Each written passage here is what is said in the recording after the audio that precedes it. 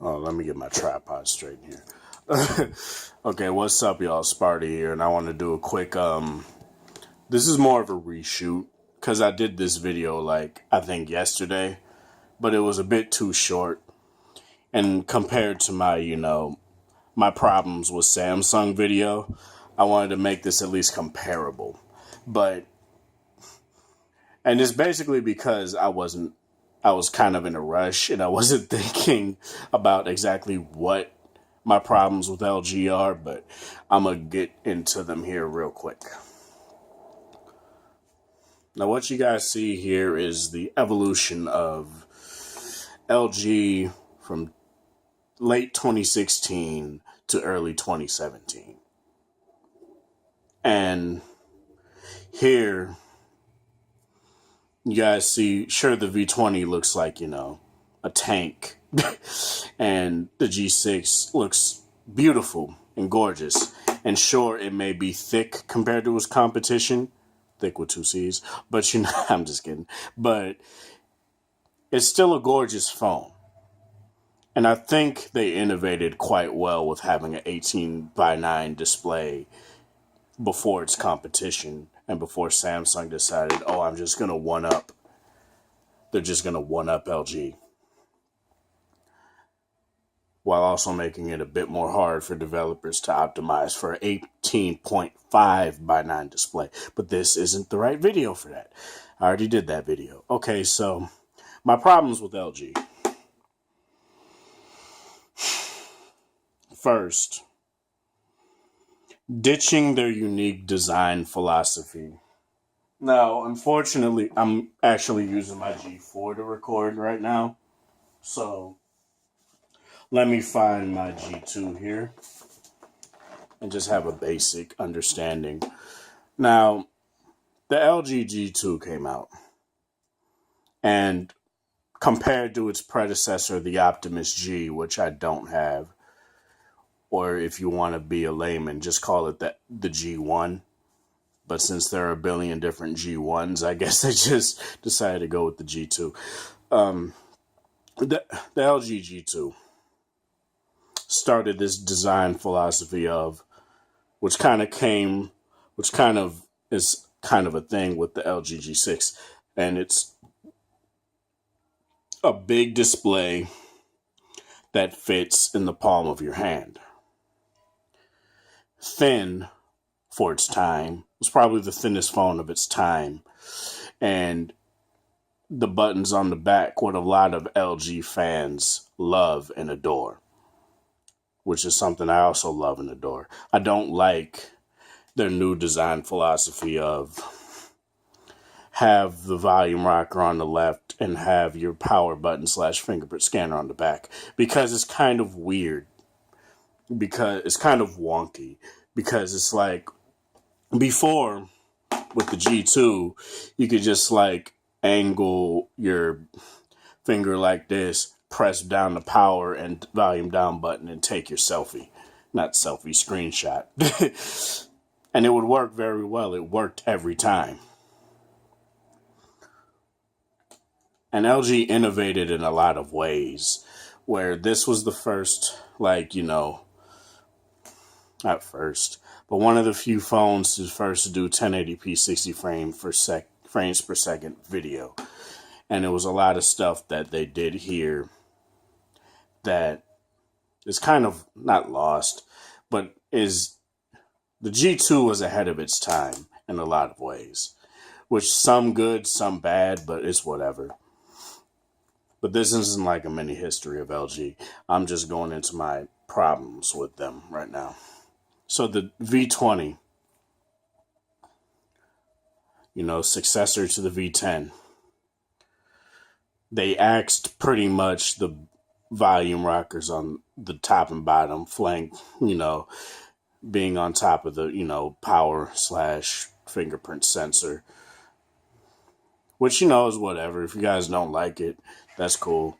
If you guys didn't like it and you prefer it right here, that's cool. But for me personally, I just got so used to having to do that and being able to do that. And it was actually, like it was actually an identity of LG for the longest time to have that on the back. Whenever somebody saw an LG, when everybody saw a phone with the volume, with the button layout like that, they was like, oh, that's an LG phone. Aside from the big LG tramp stamp on the back. But that was pretty much only with the G2. With the V20, it's just this big metal slab with the V20 logo on it. And until you go on the front and see the LG logo, you won't know who made this phone. And sure, it doesn't look like every phone on the market with this big old camera sensor and stuff like that. People will be like, oh, what's that phone? Sure. And I've seen quite a few people have this phone. Like, a lot of people have this phone now compared to like when it first came out. And I feel, aside from like them adopting the boring design philosophy of glass on glass with a metal frame, no removable battery, which they probably will axe with the V30 as well, which if they do, hopefully they put a huge battery in there and I'll be fine with it and have better battery optimizations. But nonetheless, it still sucks. I love being able to rip the back. There's a geeky nature to being able to take off the back of your phone and remove the battery, put another one in, put another one in and be topped up like that. It's the best form, the fastest form of wireless charging. If you want to count it like as such. Where I said Samsung sold out by going with the glass on glass thing, LG has done this before. This is nothing new to LG, but I still felt like they sold out. I felt like they gave in to the peer pressure of everybody. They could have kept this metal design. They could have easily had a water resistant phone with a removable back. There are plenty of phones that have it. The Galaxy S5 is one of them. Sure, it had, the flaps and shit on top of the headphone jack, the at the time micro USB port. And it even had an IR. I'm just trying to make sure I pointed at the right thing. Even had an IR blaster on the S5 as well. Which they could have easily done with how thick this phone is on the G6. But I'm not going to be super hard. No, I am going to be super hard. I'm not going to hark on that because not a lot of people use it on with the IR blaster. And plus, since I'm keeping every phone that I have that has an IR blaster, it's not a big deal for me. But for the people that use it and are going to go to the next phone and it doesn't have it and they're sad about it because they don't have their last phone to use it, it sucks, man. Because when I see LG, I see the company that kept stuff that no other company kept. Sure, the G2 in America anyway doesn't have a removable battery and doesn't have expandable storage. But in Korea, it had both of those. And in the G3, they brought both of those. The G3 brought Quad HD commercially around the world first. Vivo technically did it first, but it wasn't available in America. So I don't necessarily count that. So I'm going to just say LG was the first in America for globally to release a phone with a Quad HD display. LG was the first camera,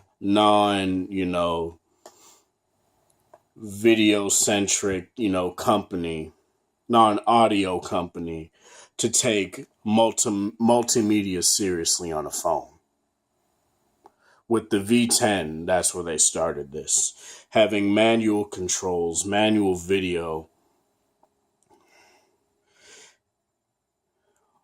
pretty much manual controls on everything, having high quality audio for everything, on the phone. No compromises there. Still no like, quad HD recording, but you do get to do 20. You still get to do like a cinematic mode where you can technically do it at native resolution, but it's nonetheless the V series. That's what makes it my favorite. That's what makes it my favorite phone series outside of the Note and outside of the G series and outside of even the Nexus/Pixel series. And what LG did, honestly, was yes, they sold out. And I feel a lot of OEMs sold out to becoming premium brands because Apple. And next, since, it's been requested, I'm going to talk about Apple next, but it's kind of a thing that even if LG does axe removable battery and IR blaster, I commend them for keeping it for so long. 3 generations for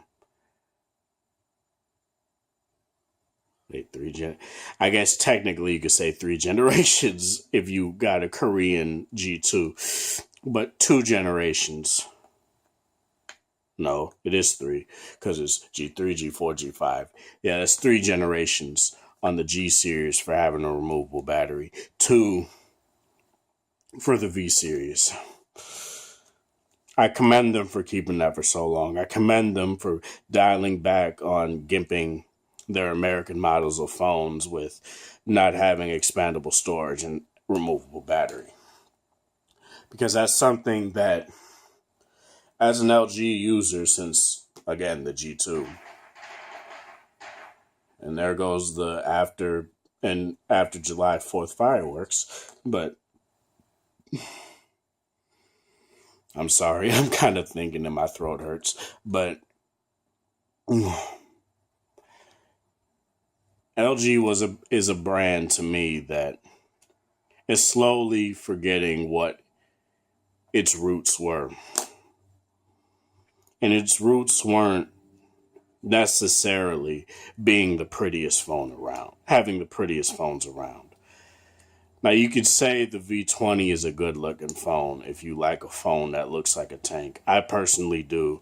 You could say the G6 is a great-looking phone, and it is. You could say the G5, I guess.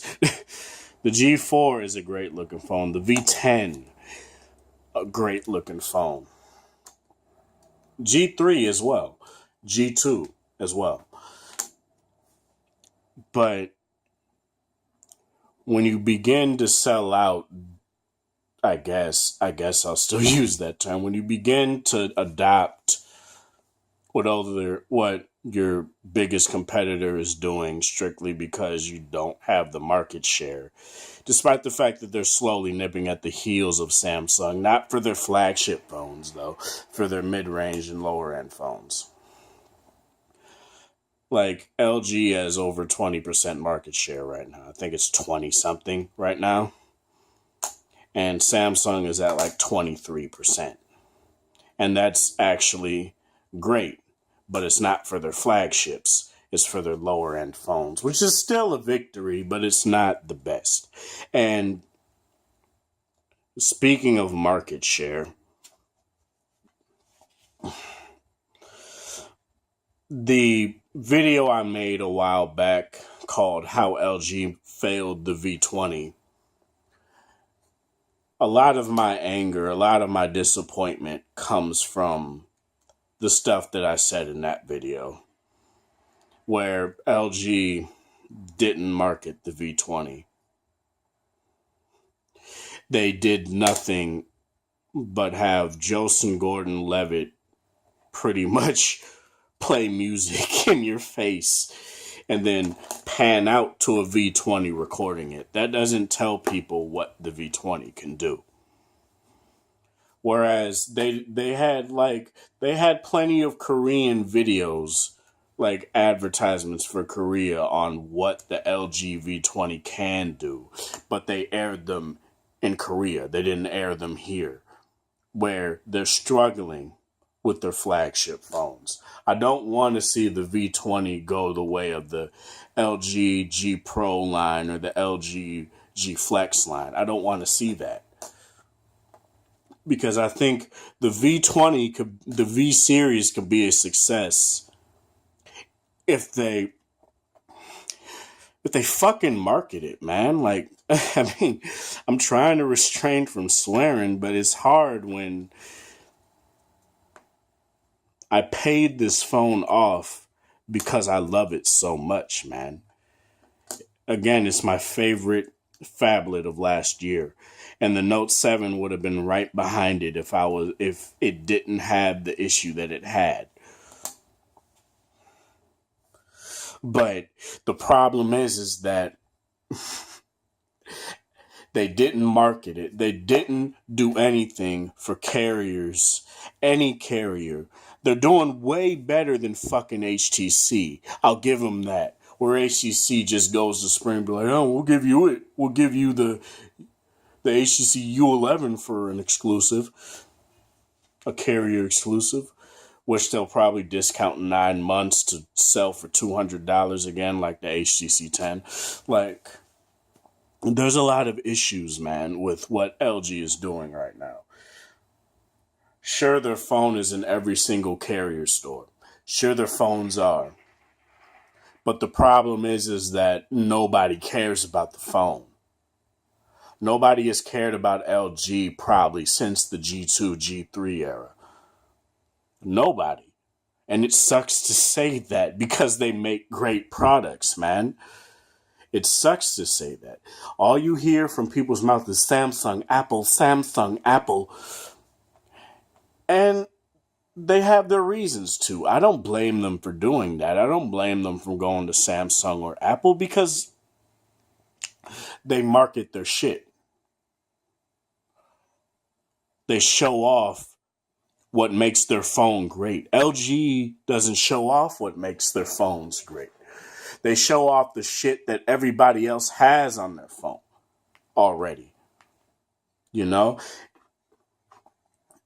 And is that necessarily something that you should do? No. Market what makes your phone great.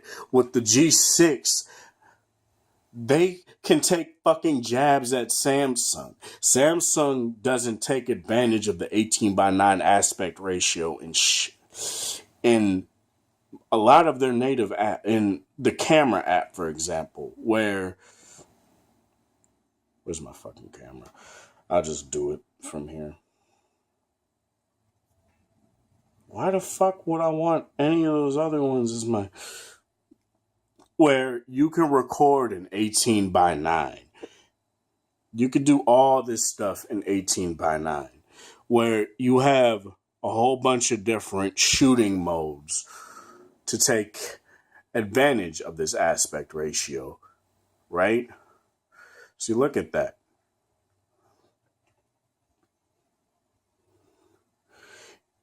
Where what does Samsung do with their 18.5:9 aspect ratio for their phone? Make it so you can crop in YouTube and make it look worse. Well, not worse, but make it so you can see less.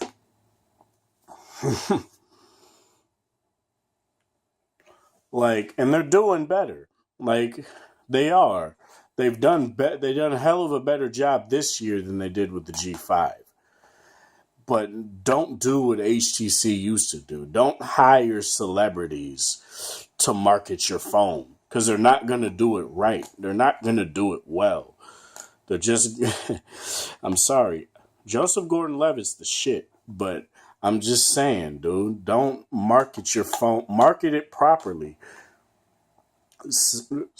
Talk about how your phone has the best headphone jack performance out there. Outside of any phone. Hell, headphone performance. Just say that. Talk about how you have manual video and, photo modes for your for your stuff. Talk about how your second screen, despite the fact that they may take that out too, is good for convenience features and stuff like that. Talk about how your software isn't as bloated as Samsung, where you can where it may slow down at some point, but it'll stay lag free, relatively stutter free for a far longer time. Talk about stuff that matters, not about the stuff that isn't going to sell your phone because every other phone has it. It's good that you have IP68 water resistance. And I'll give you one thing. You're pretty much the only manufacturer doing mil-spec 810G right now. And I commend that, because that's a great feature, especially for me. And it's like, market the stuff that matters. You know, say that you make a beautiful phone, but it's still durable enough for like your typical drops, if you forget it in the washer or dryer, if you leave it if you do any of that. There are videos on YouTube that do that. Partner with those people, to do that so that your phone can sell. And that's all I really have to say, man. That's all I have to say. Because otherwise I'm going to be here for 45 minutes. But yeah, this is Sparta. Thank you guys for watching. Let me know what you guys think LG should do. Outside of what they may do, what they most likely will do, like put OLED screens in the V30 and stuff like that. Let me know what you guys want to see from LG. Let me know what you guys think they're doing wrong. And please, no comments like, oh, they just make shit phones. Because it's your opinion, but just give, not that I'm an LG rep, but just give constructive criticism. And please share this video with LG through Twitter, Facebook, whatever, so that they can see that a true fan of their brand does not like the direction that they're going. Because honestly, it's just like, it's disappointing. That's all I'm going to say. But yeah, this is Sparta. Thank you guys for watching, and have a good one.